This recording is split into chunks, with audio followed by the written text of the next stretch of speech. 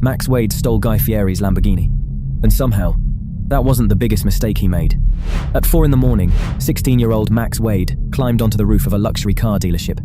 One rope, one skylight, one wrong move, and the entire place would have gone into lockdown. Suspended above the showroom floor, Max slowly lowered himself into the building. Luxury cars surrounded him, but he ignored almost all of them.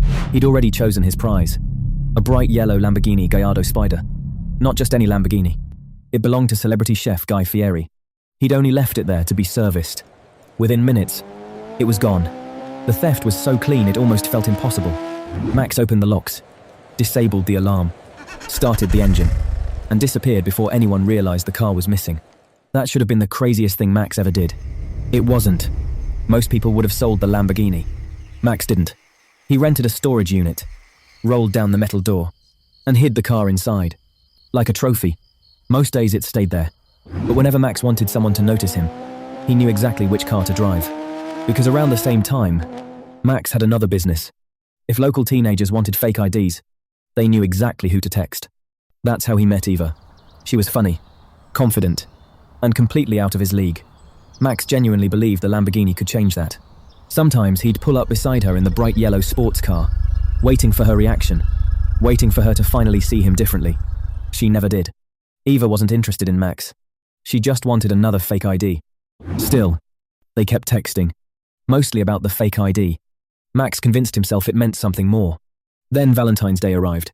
After weeks of building up the courage, he finally asked, "So, what are you doing on Valentine's Day?" A few seconds later, his phone buzzed. "I'll be with my boyfriend."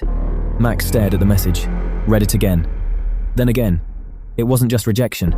Someone else had already taken the place Max imagined for himself. Her boyfriend's name was Landon. Max immediately searched for him online, looked through his photos, read his posts, compared himself to him. Then the messages started.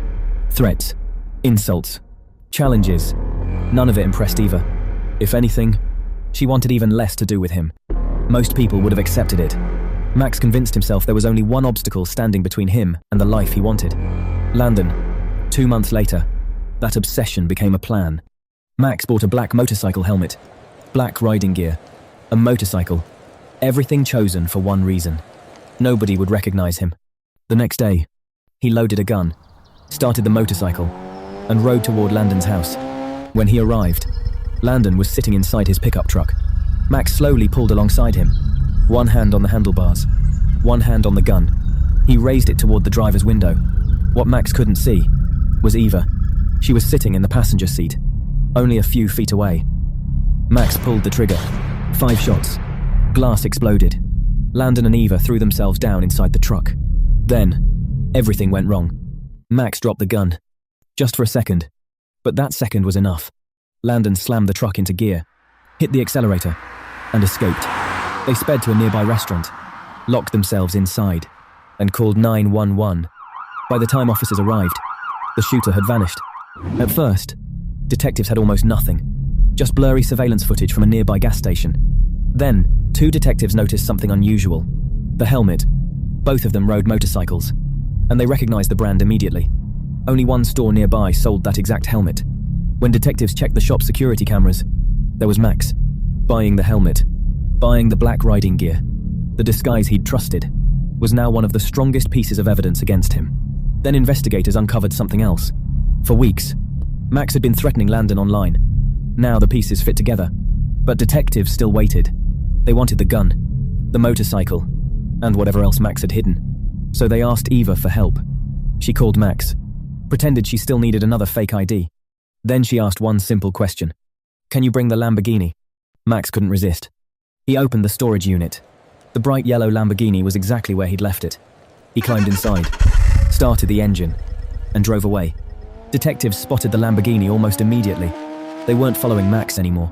They were following the car. Just before he reached Eva, she cancelled, so Max turned around, completely unaware.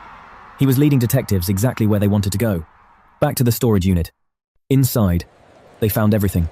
Guy Fieri's stolen Lamborghini, the motorcycle, the gun, months of planning, destroyed in a single afternoon. Max was arrested. He was later convicted of attempted murder and several other crimes. Stealing Guy Fieri's Lamborghini should have been the biggest mistake of Max Wade's life. It wasn't. Believing Eva would ever love him was.